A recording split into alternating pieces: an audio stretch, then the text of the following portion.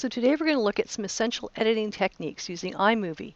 When iMovie first launches, you're going to want to start off by creating a new project. So we're going to click on the Create New button, and from there we are going to select Movie.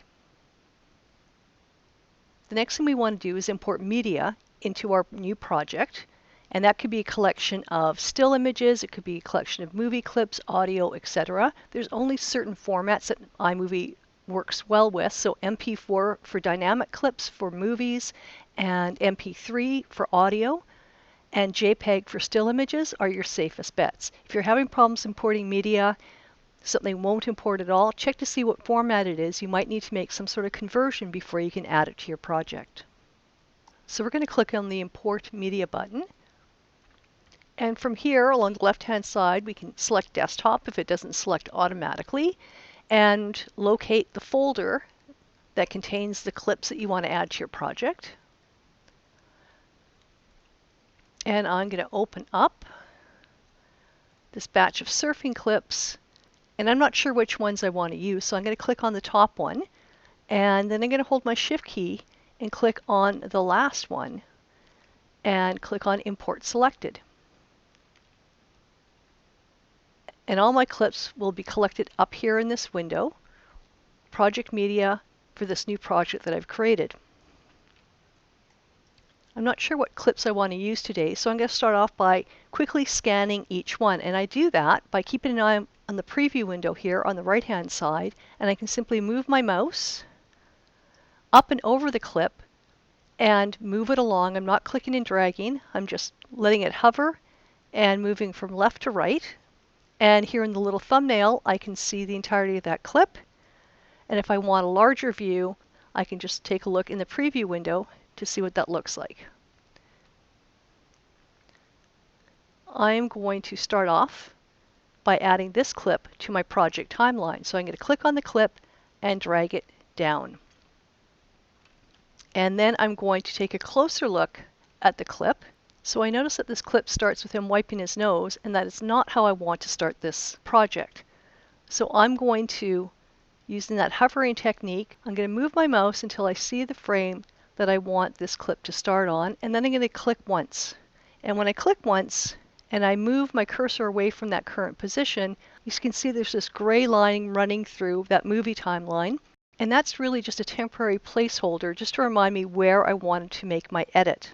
In order to remove all the frames before that position, all I need to do is move my cursor to the beginning of the clip, click and hold down, and drag until I hit my little placeholder mark. And I can do the same thing at the end of a clip. Say I wanted to remove this whole back part of the clip where we see a lot of blurry camera motion and then the other surfer is moving towards the water. I would just hover and position where I want that clip to end, click once. I've got my temporary placeholder mark, that gray line that you see, and then I just move my cursor to the end of the clip, click and hold, and drag. What's nice about an application like iMovie is that it features non-destructive editing, which means that even though I have changed where the clip begins and ends, I can always change my mind and undo that by simply clicking and dragging and restoring all that information I had previously edited. In addition to changing where a clip begins and ends, we also might want to edit out some content somewhere in between those 2 points. So as I scrub through this clip, I'm noticing that he's wiping his nose again, and we want to remove that. So again, I'm going to use that little hover scrub technique and decide where I'm going to make that cut. And I'm going to click once to get that little placeholder mark. I'm going to go to my Modify menu, and I'm going to select Split Clip. By splitting the clip, I'm actually taking that one long clip and I can break it off into different pieces. And then I can remove the pieces I don't want. I don't want the nose wipe, but then I don't really want him standing there either. So I'm going to pick up the action later on in the clip, just after the camera finishes blurring and we're seeing the other surfer starting to move towards the water. So that's the frame that I want to continue on. So I'm going to click once to create that little placeholder. I'm going to go to Modify and select Split Clip. And this whole part I want to get rid of. So I'm going to click on it and press delete, iMovie will automatically close up any empty space between clips. I'm going to add one more clip to this project. So I'm going to click, drag, and add it into my movie timeline. I'm going to use this little scroll option here at the bottom of this window so I can see where that clip begins and ends. You should know that you can also zoom in and zoom out of the timeline by holding the Command key and pressing minus to zoom out so you can see more clips at once, or if you need to see more detail in a clip, you can hold Command and press your plus key. So I'm going to zoom out a little bit, and then I'm going to scrub along this clip, and the first part of it, he's really, really small and it's not that interesting. So I'm going to focus on the part where he starts to move closer to the camera faster and swims past it. So I'm going to shorten the length of this clip, again, by clicking at the beginning and moving towards the right, and use the preview area to decide which frame I want this clip to start on. And I'm going to get it just before his arm pops out of the water. Now I'm going to edit the end of the clip because I don't like it ending with just a bunch of empty water and a lot of wavy camera motion. So I'm going to click on the end of the clip, and I'm going to drag, and I'm going to have this clip conclude just after we see him paddle out of frame. And now I'm ready to preview my edits so far. So I'm going to use the playback controls underneath the preview window. Click back to the very beginning of the movie and press play.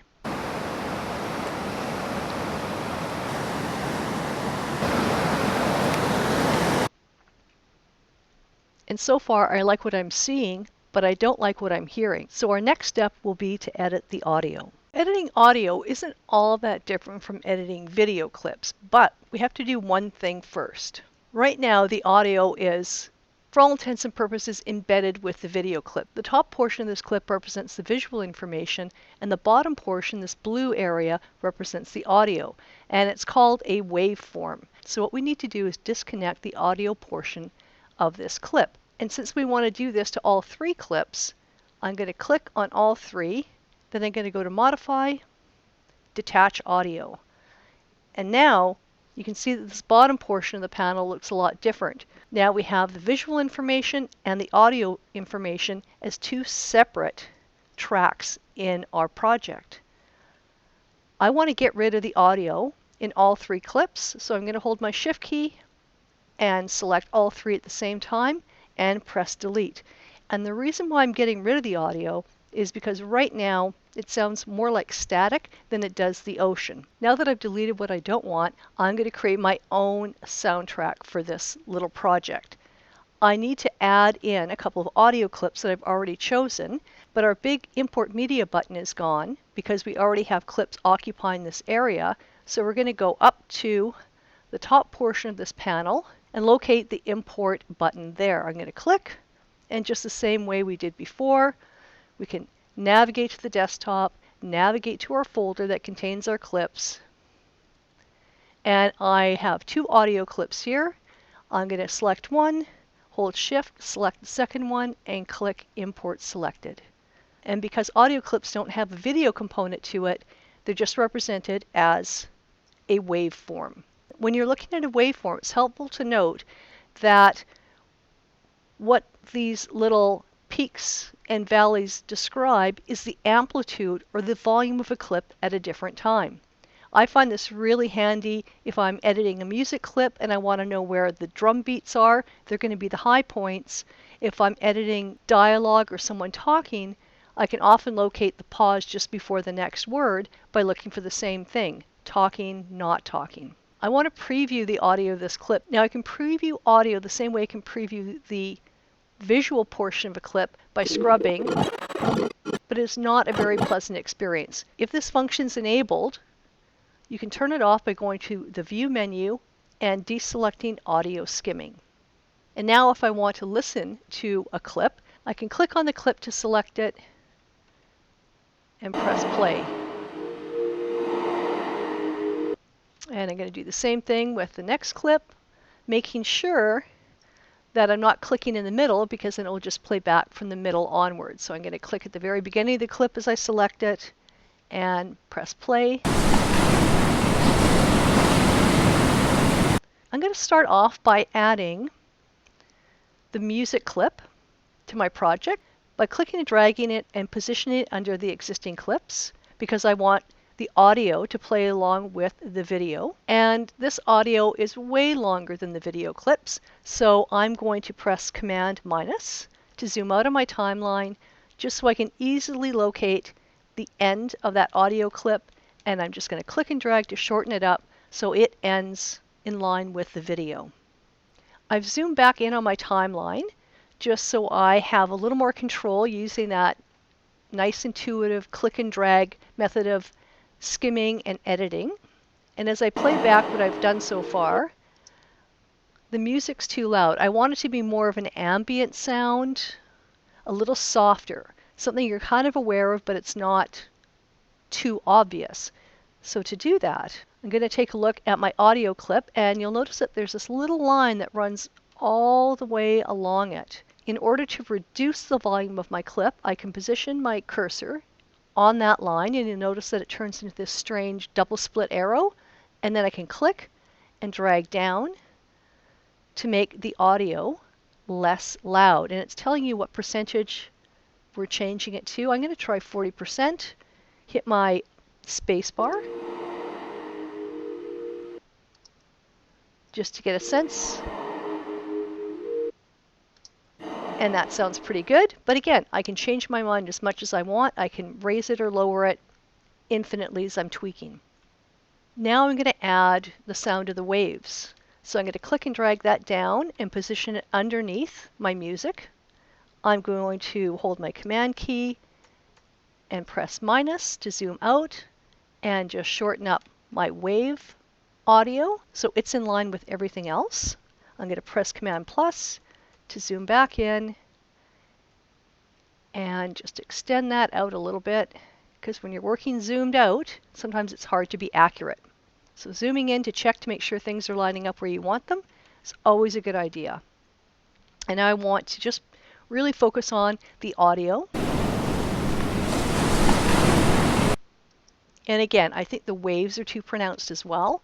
We want the audio to be present but not distracting. So I'm going to do the same thing that I did earlier.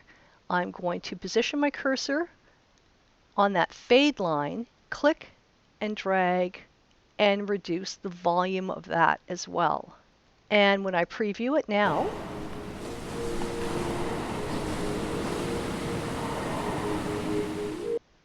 I am a lot happier with that. And if I was working with a piece of audio and there was a portion of the audio track I wanted to edit out, I could do that in virtually the same way I would with a video clip. I'm going to click on the clip to select it. I'm going to decide where that editing point is going to be. I'm going to go to Modify and select Split Clip. And then I can move further down, repeat the process, split clip, and delete a section. An additional audio editing technique you should know about is how to fade your audio in and out at different points in time. The reasons for doing this can be numerous. Many times at the beginning of something, the audio will fade in. At the end of something, the audio will fade out. Or if you're working with multiple audio tracks and one of them has someone talking, sometimes you're going to want to fade out the background music or sound so that the talking portion is a lot clearer. So let's take a look at that. I'm going to zoom in. And again, we're going to focus on the fade line, and we'll just focus on manipulating this bottom track. Right now, we know that we can uniformly raise and lower the audio. And by the way, it's usually a very bad idea to increase the amplitude or the loudness of the audio track beyond its original percentage of 100, because many times the sound will start to distort. So you've been warned. So I'm going to bring this back down to, let's say, 40. In order to fade out a piece of audio at different points in time, I need to actually add points to this fade line that we've been working with. So I'm going to hold my Option key, and as long as my cursor's on top of that fade line, I should see a little diamond shape pop up beside the arrow, and I can click to create a point. And then closer to the end of the clip, I'm going to add another point. Once I have these 2 points in place, I can click on them and click and drag. By lowering the point, I lower the audio at that point in time. And this point here keeps the audio consistent until this point here causes it to fade out. And I can reposition and relocate these points once they're created. And I can also delete them by right-clicking on one, and then I can delete the keyframe, which is what those points are called. So now I have a nice little fade out, and I can also reposition those points to create a more gradual fade if I want. Once you finish editing your movie, the last step is to save it out as a movie file. To do that, we're going to go to the File menu, and instead of looking for Export, we're going to go to Share. And here there's a lot of different presets you can use, but my recommendation is you always save out a full-size version of your movie first, and then you can always make smaller versions later on. So I'm going to select File, and by default it's going to render out a full-size movie file. We're going to click Next. You would add your last name and first initial to your project name. If you're seeing the version of the Save dialog box or Share dialog box that's minimized like this, you can always click on this little down arrow that allows it to expand out, making it very easy for you to find your desktop and find whatever folder you want to save your movie into. I'm going to click Save. And as the movie starts to render out, you're going to see this little circular element that starts off like a little pie, and it gradually gets filled in. When it gets all the way filled in, it disappears, and then you know your movie's complete. So now you know the basics of working with iMovie, doing the most essential editing and exporting tasks.